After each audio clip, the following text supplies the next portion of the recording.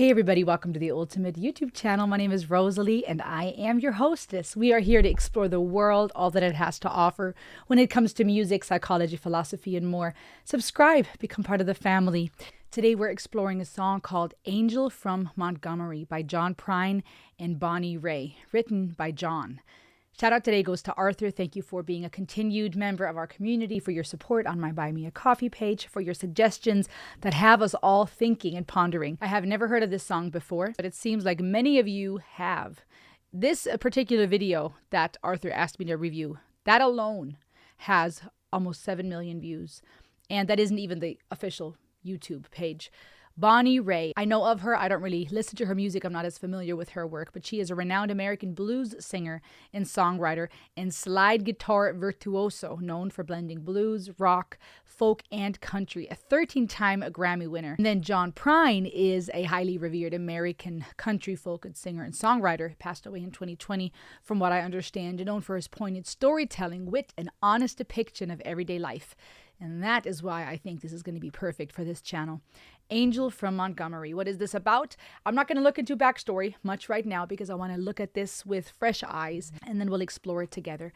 As mentioned, make sure to subscribe if you're trying to connect. Check out the links in the description below.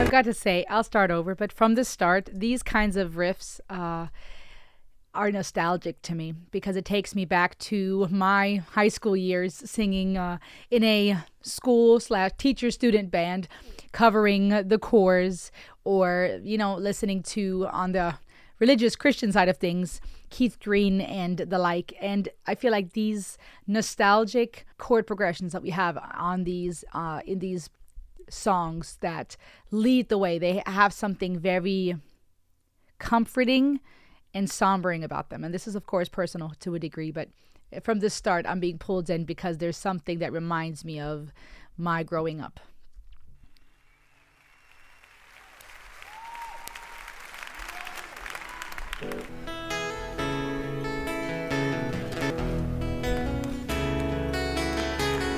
I'll pull up the lyrics here.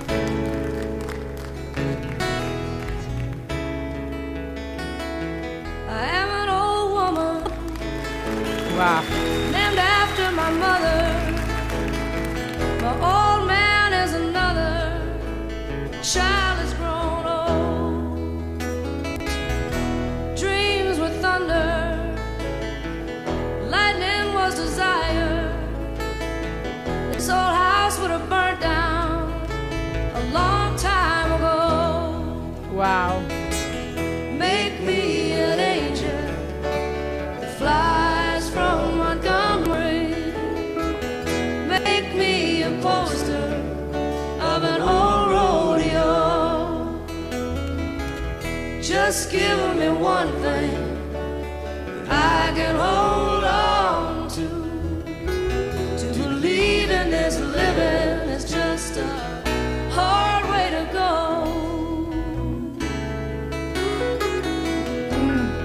That was beautiful. When I was a young girl, I had me a cowboy. He weren't much to look at, just a free rambling man. These lyrics are deep, you guys. But that was a long time, and no matter how I tried, the years just flow by like a broken down dam. Make me an angel that flies from Montgomery. Make me a poster of an old rodeo. Just give me one thing that I can hold on to. I like that run. This living is just a hard way to go.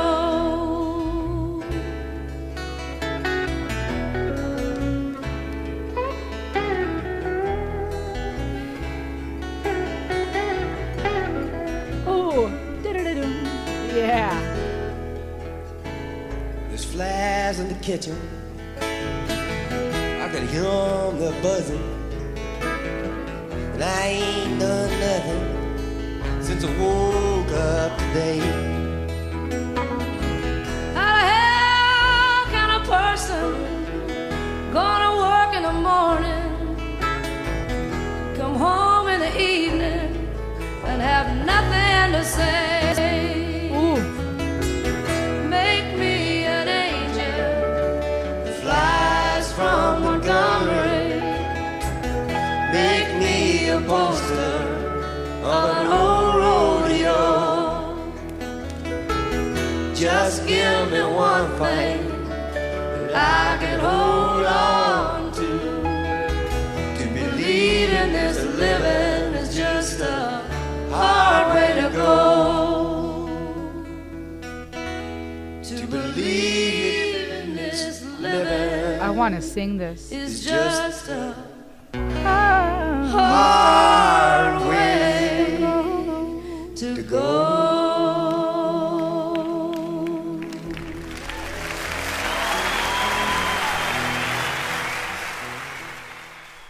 This was absolutely beautiful. I'm seeing here on the right, I Can't Make You Love Me, and Something to Talk About. I think those are some of the big ones I know by Bonnie Raitt. But if someone were to come up to me on the street and be like, biggest hits, Bonnie Raitt, go, I would probably be confused or dumbfounded, because I know oftentimes I know some of these big hits, but I can't place, oh, that's exactly this artist, or I don't know much about this person.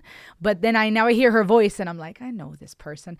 I don't know her. I can't tell you her biggest albums and hits, but her voice is timeless. And some of her biggest songs have come across my sphere. I don't believe I've ever heard this one. And I've got to say that, for one, it's convicting, because I'm thinking, my goodness, Rosalie, you got to start going down the rabbit trail, the rabbit hole that is Bonnie Raitt and John Prine and their work, because just hearing a couple of big hits on the radio in passing, singing harmonies in a wedding band to some of these biggest hits, but letting it just pass you by like another big song I've somehow heard, doesn't do justice to these artists. We're missing out. I think my generation, the next generation, we're missing out if we don't actually allow ourselves to sit with some of this, because these songs are more than just good hits. Of course, some are deeper than others. Of course, some they blow up because for whatever reason or another, it ends up on the radio. Everybody has heard it. Or now we live in a time where sometimes some snippets of a song may go viral again. Her voice, this timelessness, this artist, I see this beautiful woman who reminds me a bit of my mother here. And I'm thinking, this is not just an artist who is worthy of being listened to, explored beyond the big hits, beyond the songs I've heard of but I couldn't place. This is art, is lived experience. And it's wild to me continually how these songs become so much more special when you've lived life. There are so many songs that I've heard the chorus of, that I've heard a verse and a chorus of. I've never listened from start to finish. I would say the same goes for I Can't Make You Love Me, Something to Talk About. I hear these titles and I go, yeah, I've heard that before. Maybe the chorus, right? But I haven't really immersed myself from front to back. The way back in the day, people would listen to, the way I would listen to CDs and cassettes front to back and back to front, and read the little pamphlets that showed the lyrics and look at every single picture of that new CD that I bought. We were experiencing music. It was not just a snippet, a viral chorus. It was not just, oh, I've heard that on the radio. It was immersing ourselves in the experience and the art. The artists that put their heart and soul into these albums, that are taking us on a journey, like a book where you can't get the full juice out of it when you just read the cover page. Can you get the general idea? Sure, but so much of the art and of the story and of the emotion gets lost when you don't follow along from start to finish. And I miss that we don't listen to music like that anymore. Or that listening to music like that isn't encouraged anymore. Lived experience really changes how we hear things. I could have heard this song 20 years ago and it would have been like, nice, old people music. Now I hear this and I'm thinking, this is life. This is so profound. I can't wait to talk to you about the lyrics. So subscribe and don't go anywhere. I'm an old woman named after my mother. My old man is another child who's grown old. There is already so much to unpack here. I love the conversation about our ancestors and our descendants. I love that direct tie, the storytelling of the lyrics, of the songwriting, but I love that direct tie to where we come from, which psychologically is such a big part of trying to find meaning in life and figure out who we are by looking at our parents. And a lot of times, especially when you have your mother's name, be it the maiden name or her actual first name or a play on her first name, that there's something special about that. That is directly linked to who I am. I am an old woman, right? My life has passed by. I'm not young anymore. I'm an old woman now, just like my mom and dad, named after my mother. It's this conversation about lineage. Where do I come from? And a lot of times that allows us to make sense in this world, to look back at where we come from. My old man is another play on rhymes with mother, but then it continues and says another child who's grown old. And it's this beautiful full circle of speaking of being an old woman ourselves, no longer a child, where we come from, named after my mother. My old man, aka my father, is a child who's grown old. It's this circle of life. I'm a child that has grown old. My father is old. That is just another child. We all are, at the end of the day, beings. And it's this weird idea that we have put on time and place to try to grasp concepts when we say so-and-so is this many years old and they've lived this much life. We have created time as a linear construct to make sense of the world, which is understandable and necessary to a degree. If you want to meet me somewhere and we have no concept of time and space, we may never actually end up having coffee together. There needs to be an agreed upon concept about who am I, who are you, what is space, what is time, and where are we going to meet for coffee later. And at the same time, though, it really is cyclical. It's much more than just this linear idea of I'm young, then I become old. There's so many parallels. And I love how from the start, it opens up the door to a conversation about life, about getting older, about the circle of life. If dreams were lightning and thunder were desire. And I love the play here. We went from dreams, a construct, an idea of the mind, to lightning, an actual scientific phenomenon, to thunder, the weather, the scientific phenomenon, being desire. It's going from front to back and back to front, if you will. We're not saying dreams are lightning, desire is thunder. We're flipping it around. And that too creates in songwriting this beautiful cyclical concept to me. But also it shows me that there's passion here. People living life experience passion. Parents fighting. There's breakup. There's tension. Dreams being something positive, lightning being something glorious and dangerous at the same time. Maybe a conversation here about the duality of things. Lightning and thunder are part of a storm necessary for our ecosystem and at the same time dangerous. It can lead to things burning down. And we're comparing it with dreams and desire. Those two are not juxtapositioned things. They are correlated, they are connected, and yet they can be on two polar opposites. Dreams, a desire, something positive, something we long for. Desire can be something beautiful, but can also become something that possesses us and takes us over. And here these two things are compared to lightning and thunder, saying this old house would have burned down a long time ago. If dreams were lightning and thunder were desire, if the dreams and the desires we experienced in this home were lightning and thunder, it would have all come crashing in. That's how strong the dreams were. That's how strong the desire was. And I see a duality even here about of young people growing older who have dreams and desires and passion. But at the same time, also what we all as human beings experience in marriage with our children. There is passion, there's desire, there's a longing for things, but it's also intense at times. And it can make everything come crashing down. Make Me an Angel That Flies from Montgomery. Now, this is a beautiful title. This is a very poetic, very intriguing title. And I think these kinds of songs have something about them. We have that with Sweet Home Alabama and other songs of the kind. When a city, a state, a homeland is mentioned, that it pulls people into it's something much more personal than if we're just speaking of concepts in a general sense. We can all speak of childhood and becoming older and our parents and where we're from in a very general sense.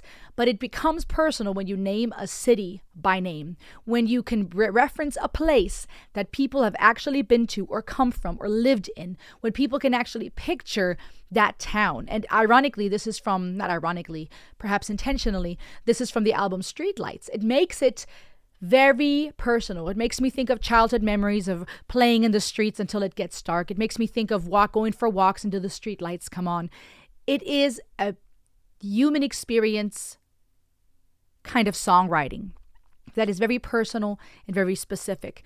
And I think it makes just for songs that can pull people into a level that songs that just deal with general concepts can't. That's what makes music so personal. That's what makes music invoke in us either a rage, an emotion, a sadness that is deeper than just, well, we're discussing general ideas of the universe, right? There's something personal here. And I love that kind of music. Make Me an Angel That Flies from Montgomery. I wonder why they used Montgomery, Alabama, as an example. I'm assuming they're referring to Montgomery, Alabama. I don't know of any others. Make me an angel that flies from Montgomery. We're talking about human experience here. Children growing older, older people still having the child within. We're talking about the human experience of desire and dreams and fighting and tension is what I'm picturing here. And now we're speaking of a contrast of a city known to many, and in contrast with being an angel that flies from there. We're not trying to fly to, we're trying to fly away from. Making me think of a young person who longs to be free, longs to explore the world perhaps. Make me a poster of an old rodeo. I see a lot of longing here for nostalgia, for reminiscing. And if I am indeed an old woman, as the song says, and I've come to a place in life where I'm reminiscing, where I'm pondering where I'm from, who I am in life in general, it is very human to want to go back in time, to want to fly free, to explore the world, but to also want that poster, something tangible to hold on to of that old rodeo, fitting to the idea of Alabama, perhaps. Just give me one thing that I can hold on to. And now we're getting more specific, okay?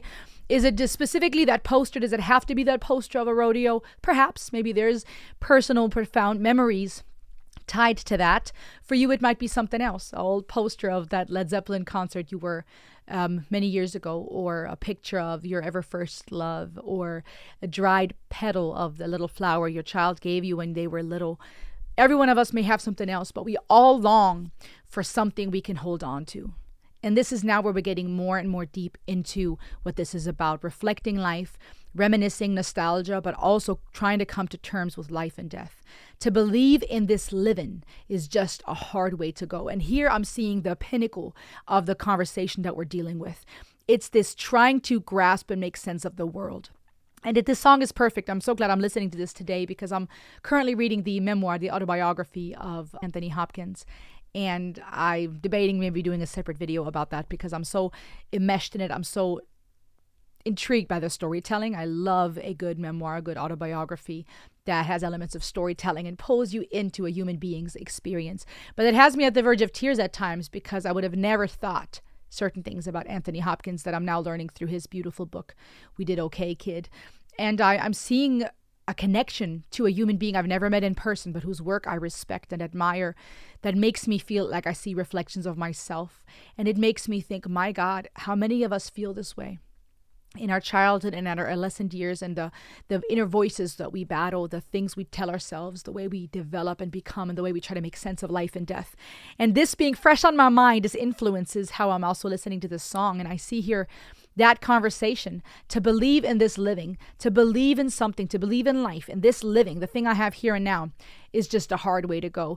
It's this conversation about just how painful that contrast is between believing in this living, wanting to be present, to believe in what we have right now, being alive, my life, this is it, this, and actually believing in it, not just living to die, but being present to it, believing in it, saying yes to life.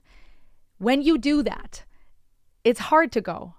I think it's the only way to go. Since death is inevitable, we might as well live fully. But at the same time, it's a hard way to go. It's a hard way to realize that this life comes to an end, that we must go. And then I love how John comes in and he sings the second verse. I love, by the way, also the whole composition, the guitars that carried it through, the runs here and there. There was snippets of beautiful guitar solos. There was beautiful riffs.